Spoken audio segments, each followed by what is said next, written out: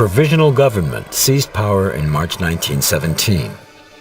Revolutionary councils, known as Soviets, which were formed in the main cities, called for the imperial family's arrest.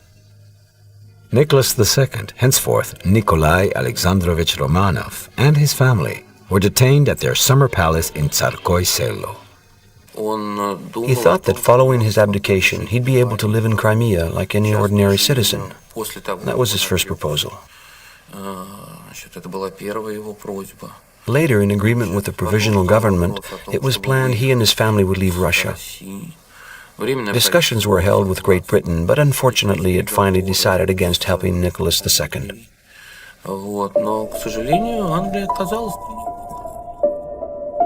In fact, it was Nicholas's own first cousin, King George V of England, who rejected the Russian government's official request.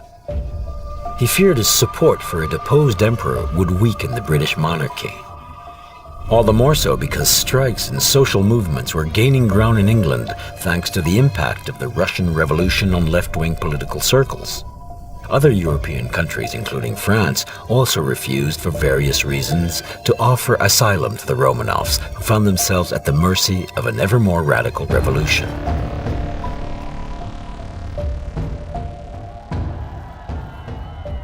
Nicholas's abdication only calmed the situation momentarily. Demonstrations soon spread. Calls for democracy were replaced by Bolshevik slogans.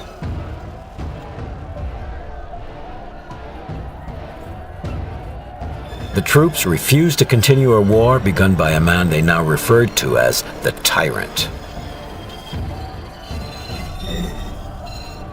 The Soviets called for Nicholas II's execution.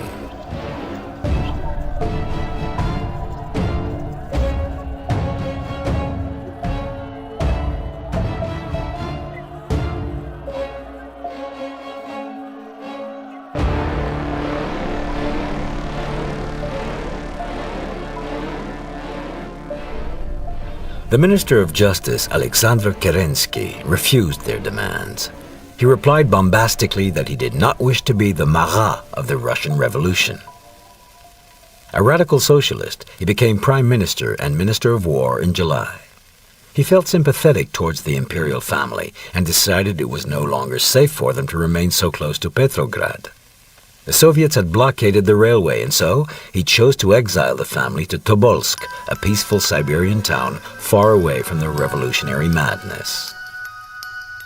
The family left Tsarskoye Selo during the night of August 1st, 1917, and after 6 days' journey arrived in Tobolsk by boat. They moved into the town governor's house.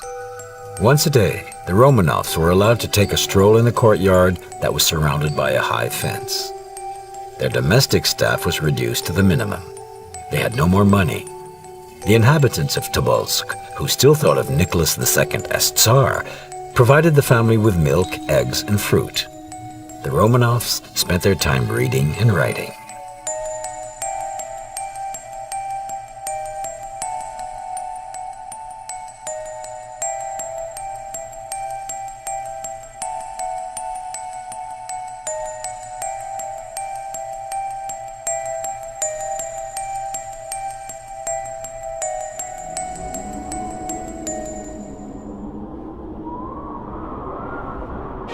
Although Vladimir Ilyich Lenin doubted the abdication and the February Revolution would have any lasting effects, he left his place of exile. His journey from Switzerland was arranged by the Germans, who were counting on Lenin and Bolshevik propaganda to put a stop to the war.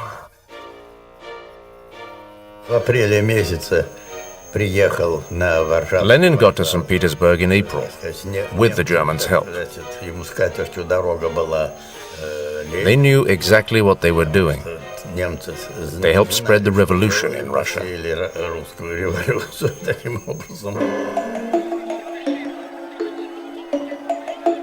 The Bolsheviks seized power in Petrograd on October 25, 1917.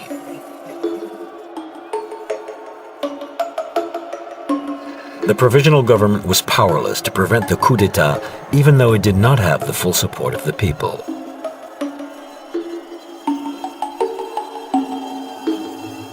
Conservatives and socialists tried to organize the opposition in order to regain control.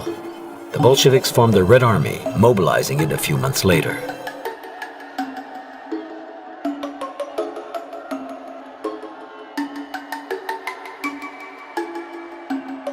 In order to supply much-needed food to the major cities, the new regime's secret police, or Cheka, forcibly confiscated the peasants' hidden wheat supplies.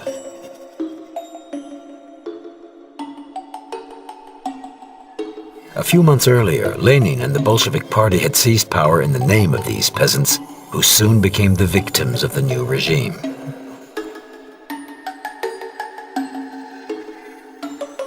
From 1918 onwards, the Bolsheviks chose terror as their preferred method of government. They hounded any individual considered likely to turn against them. And so began a wave of mass arrests and summary executions. The prisons filled up. The first gulags were built. Whole trainloads of people were sent north.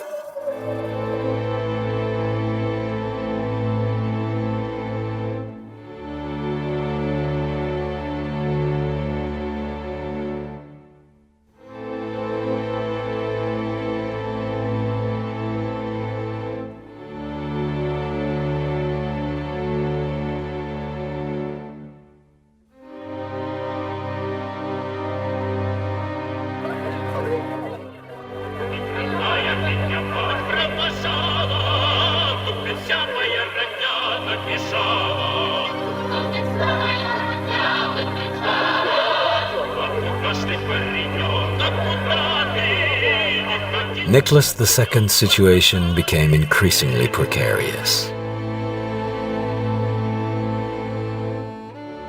The Commissar of War, Leon Trotsky, who was a far more popular figure than Lenin, called for the bloody tyrant's trial in 1918.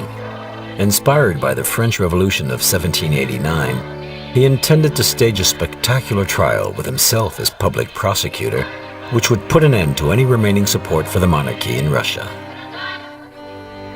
He knew such a trial would have significant repercussions, particularly since the Bolsheviks had begun a nationwide campaign to destroy the symbols of the former regime.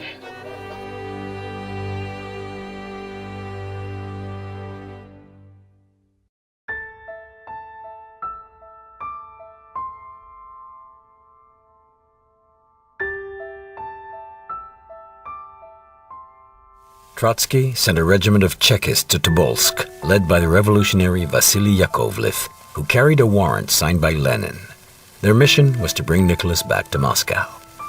But the Soviet of Yekaterinburg, capital of the Urals, wanted Nicholas to be tried in Siberia. It hijacked Yakovlev's train.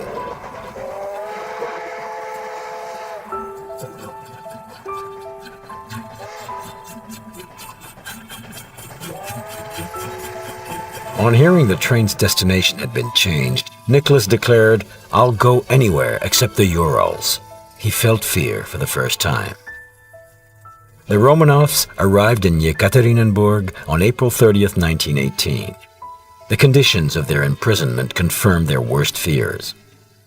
Held in the home of a local merchant called Ipatiev, they suffered at the hands of their guards, who allowed them no privacy, covered the walls with obscenities, repeatedly searched the rooms, and stole everything they could.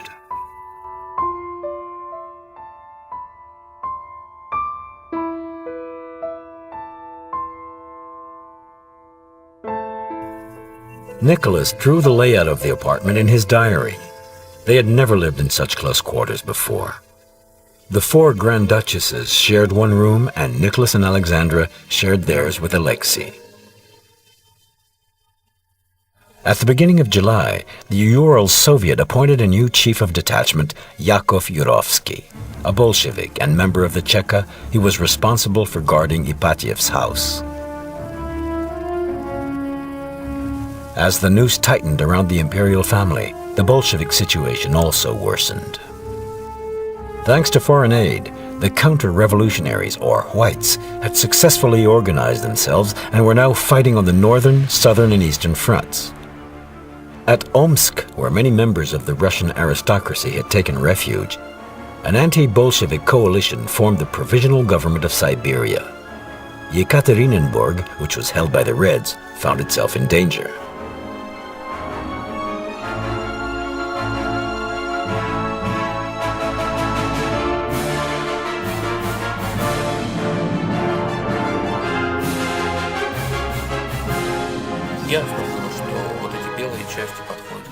It was obvious that the Whites were heading towards Yekaterinburg. Nobody knew how much time was left. 2 weeks, maybe a month. Yekaterinburg was bound to fall, and the question was what should be done with the Tsar. We had no written documents about the discussions, but it's thought Nicholas II's fate was decided at this point, and that Moscow had no objections to his being executed.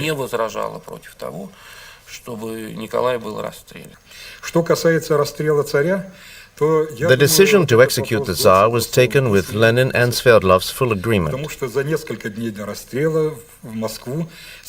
Goloshokin, the regional military commissar, went to Moscow a few days before the execution. He stayed at Sverdlov's, where he would have met Lenin. The two almost certainly broached the subject when discussing capital punishment as one of the powers of the people's courts. As the Whites approached the outskirts of Yekaterinburg, the Ural Soviet took the decision to execute the imperial family. It sent a telegram to Moscow addressed to Lenin and Yakov Sverdlov, the new regime's number 2. This telegram stated that owing to the military situation, the trial could not take place and that the Soviet had decided to execute Nicholas II. It also requested Moscow to inform the Soviet immediately if it disagreed with this decision. As time was short, the telegram was not sent in code. The Kremlin received it but sent no reply. The Soviet waited until midnight, and then, at around 1 a.m., the order was given to wake the family and servants.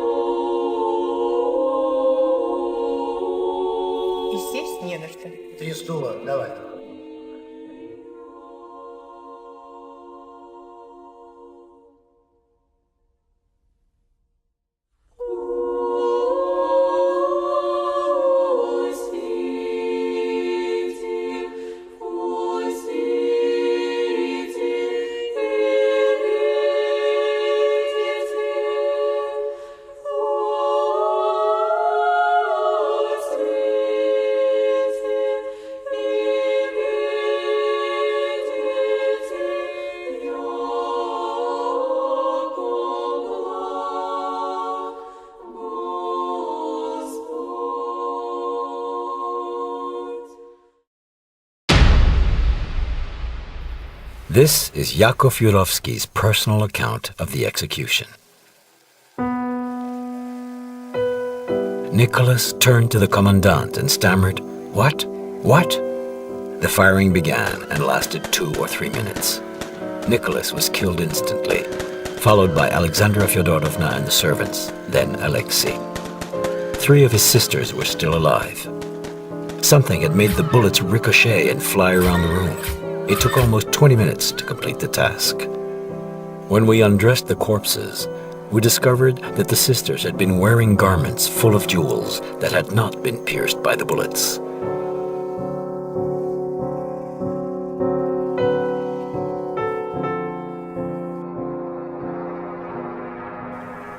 The next morning, the leaders of the Ural Soviet sent a coded telegram to Lenin confirming the execution.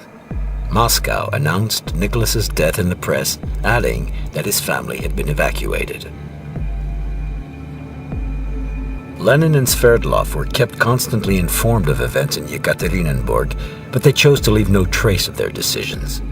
This policy of leaving things unsaid soon became part and parcel of the Soviet system.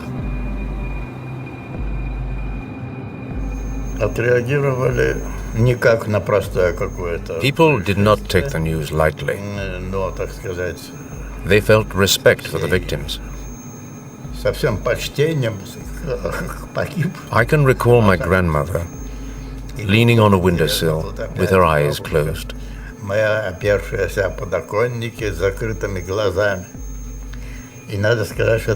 She remembered the death of Nicholas I and used to tell us how, on hearing the news, her parents had cried and had locked themselves in their bedroom.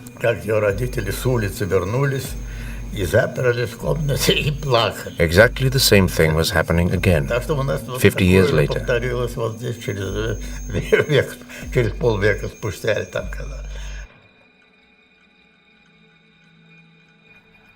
The Romanov execution marked the beginning of the new proletarian form of justice.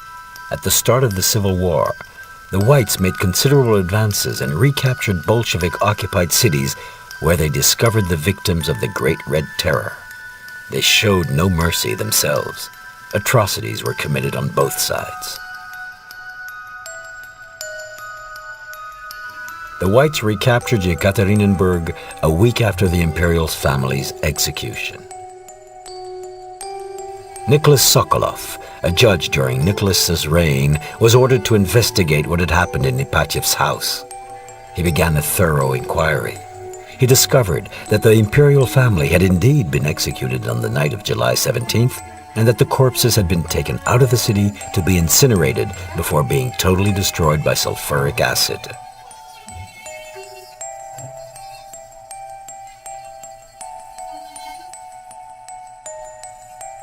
Although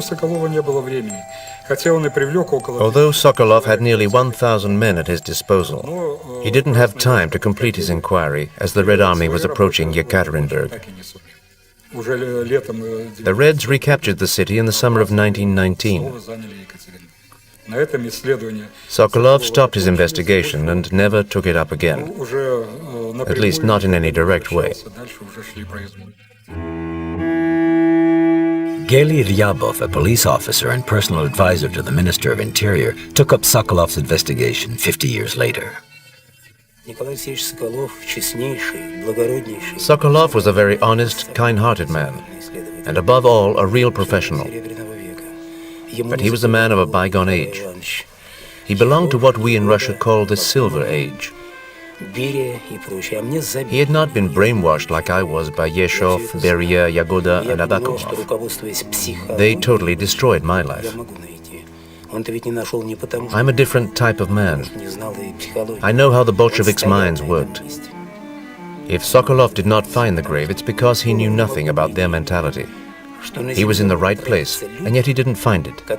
He would never have imagined men capable of concealing naked corpses under a road. I knew they were, and that makes all the difference.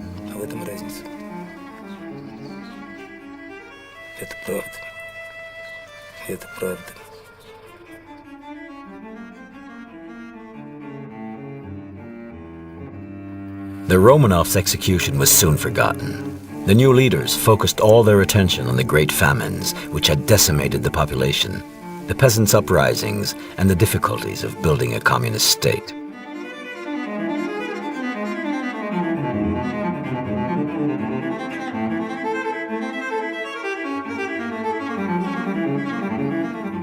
Guided tours of the imperial palaces were organized for the workers and peasants.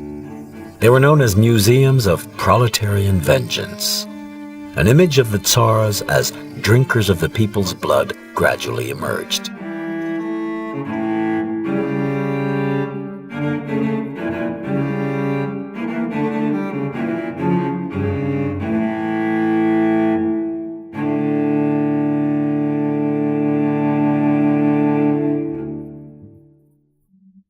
Embodied by the new father of the people, Joseph Vissarionovich Stalin, the Bolshevik dictatorship took root in the former Russian Empire, which became the Soviet Union.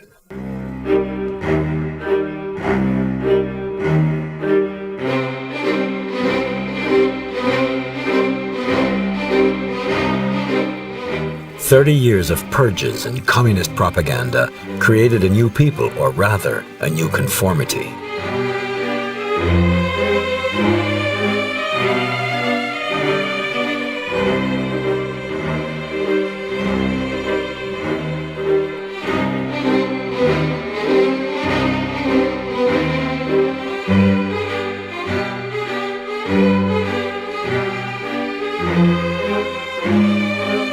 People like Geli Ryabov and the geologist Alexander Avdonin, who still asked questions about the Romanovs' fate, risked being treated as dissidents. The first breakthrough in this veritable police inquiry involved Yakov Yurovsky, the commandant of Ipatiev's house.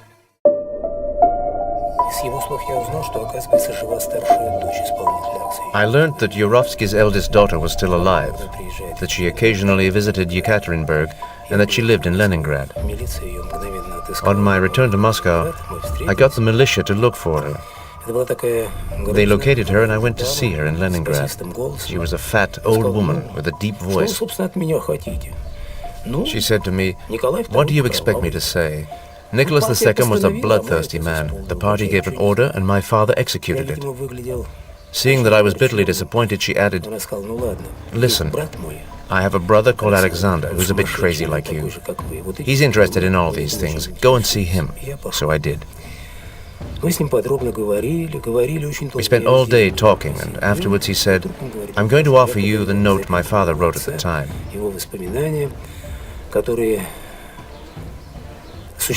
His personal account that is held in the government archives. He gave me a copy. Once I'd read it, I knew I'd found the burial place. During the night of July 17th, the naked corpses of the Romanovs and their servants were thrown into a derelict well some 30 kilometers from the town. The next morning, Yurovsky realized that the whole town knew about it. So the following night, he decided to dig up the corpses and, since there wasn't much time, ordered his men to hastily bury them under the road. His men poured 170 liters of sulfuric acid into the grave before covering it up and camouflaging it with brushwood. The secret was kept for 60 years. Ryabov and Avdonin did not find the mass grave until 1979.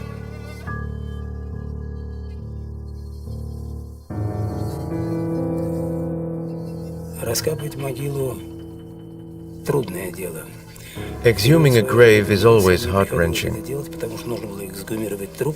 Digging up corpses was something I'd already experienced in the militia. I have to admit that I did it a couple of times, and it was terrible. But there are graves and graves. In this case, we knew we'd find the Romanovs. When one member of the expedition shouted, "I can see some metal," I took a look and saw it was a green-colored hip bone. I thought to myself, that's not a bit of metal. It's a skeleton.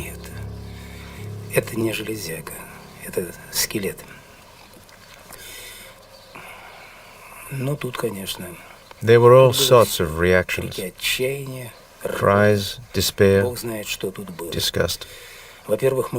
We knew then that if anyone saw us, we would be imprisoned for life.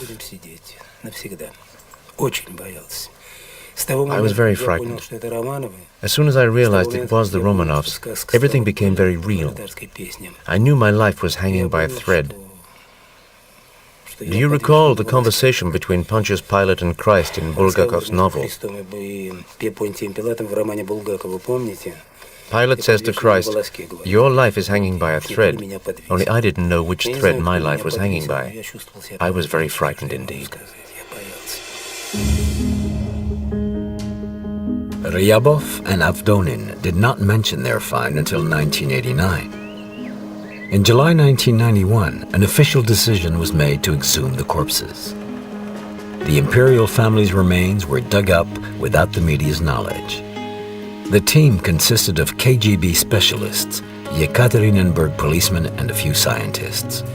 Alexander Avdonin was also present. It took 2 whole days and nights to remove the bones of the 9 skeletons, which were half destroyed after almost 80 years in the damp earth. Such a significant find could not be hidden from the public, and when the news broke, it caused a wave of protest about the handling of the affair. People suspected the KGB of manipulation.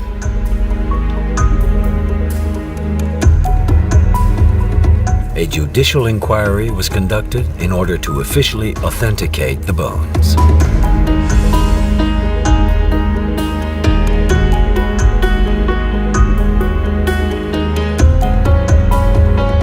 The remains were genetically analyzed 4 times, once in Great Britain, once in the United States in a Pentagon laboratory, and twice in Russia. All 4 analyses came up with the same results. The skeletons were those of the imperial family. However, as 2 corpses were missing, it was necessary to positively identify each of the exhumed skeletons. A whole series of special photographic and plastic studies was conducted. The Institute for Space Research developed a computer program for matching computer-generated images of the skulls with photos of the imperial family. The 9 skeletons were those of the Tsar Nicholas, his wife, 3 of their daughters, and 4 of their servants. The missing corpses were those of the heir Alexei and his sister Maria. Corpse number 6 was identified as Anastasia, thus putting paid to another myth about a Grand Duchess having survived. Sergei Nikitin, a specialist from the Center of Forensic Science, successfully reconstructed the external features of their heads using the skulls. I spent a great deal of time studying these bones. I had a far greater contact with them than any of the other experts here. After matching the photos and skulls on the computer, I embarked on the very long process of reconstructing the skulls. I also had to number all the bones. Basically, I was in very close contact with them for a number of months. I compared and examined photographs and films. It was as if they were alive. I saw them dancing, bathing, playing. They became like very close friends.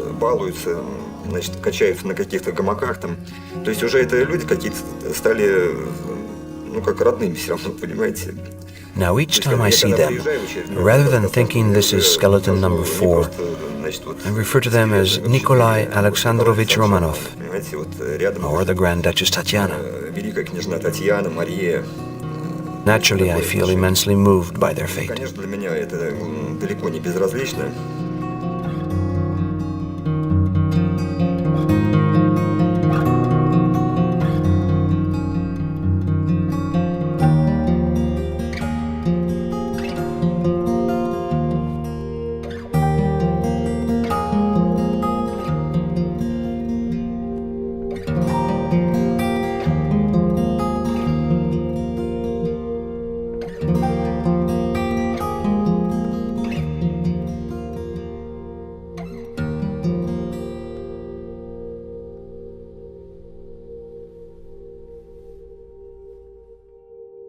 The remains were exhibited at the Regional Police Center, where numerous experts and visitors, including the Grand Duchess Leonida, were able to see them.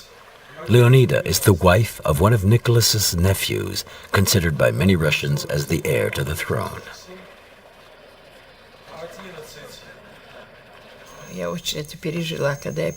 My first visit to Ekaterinburg was an extremely moving experience. The bones were in plastic bags. When I returned just recently, they'd been moved into glass cases. But I still felt sad, as there was not a single candle, icon, or flower. I trembled with emotion. I have to say that it was one of the most painful moments in my life. I had the impression that they were all looking at me and were searching for some sign, an indication that God would welcome them as they deserved to be welcomed.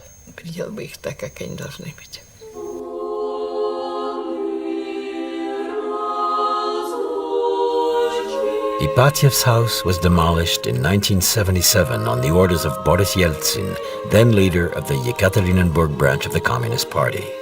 However, the spot on which it stood had become a place of pilgrimage for the many Russians who want to renew ties with their country's pre-revolutionary past and to forge a new identity following the collapse of the Soviet regime. 1991 marked a turning point in Russia's history. The decision was taken to call Leningrad by its old name of St. Petersburg. As heir to the throne, the Grand Duke Vladimir Kirillovich was officially invited for the occasion.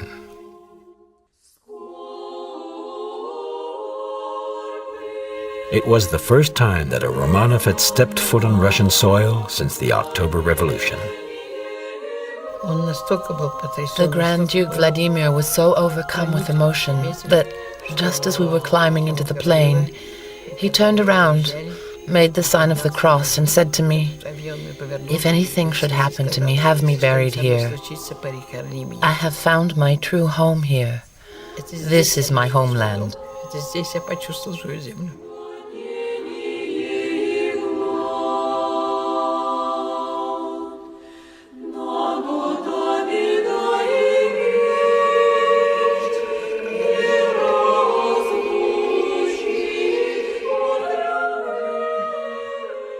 The Grand Duke was welcomed with the honor due to his rank.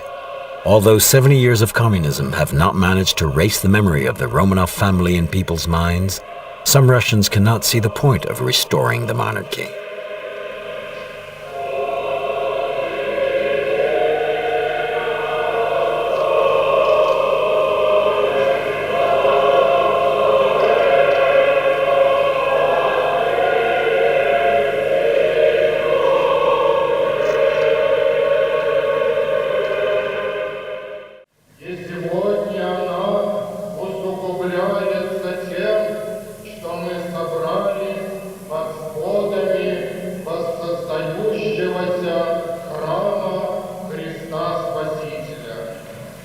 Traditionally, the Russian Orthodox Church has never opposed governmental decisions.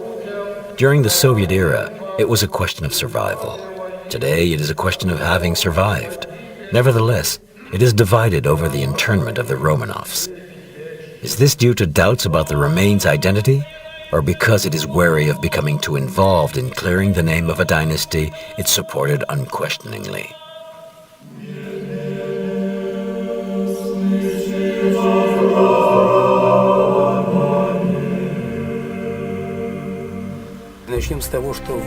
It is important that the interment takes place, that it not be a symbolic tomb full of unidentified bones, but rather the tomb of the Romanovs, who were persecuted and tortured to death. It's important because a civil war has been raging here in Russia ever since July 1917. It is a savage war that has no rules. I'm sure that even Leon Trotsky, who led the Red Army and certainly knew a thing or two about executions, would tremble if he could see Russia today.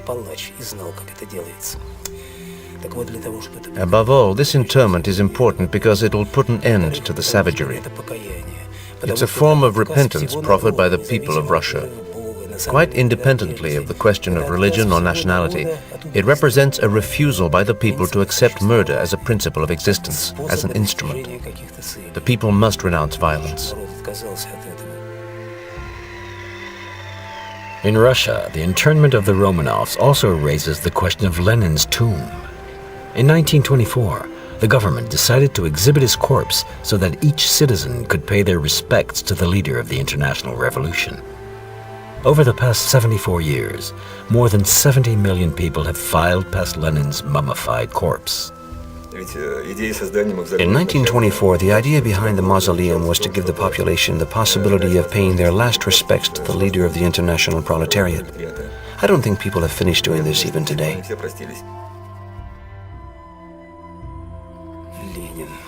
Lenin. If you had asked me that question a few years ago, I would have angrily replied that the mausoleum should be blown up.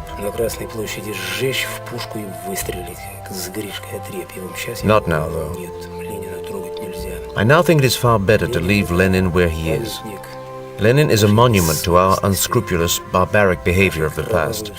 Lenin is a monument, or rather a symbol, of all the base and vile acts we perpetrated. We can, indeed we must, come to terms with the past and keep the symbol as a reminder.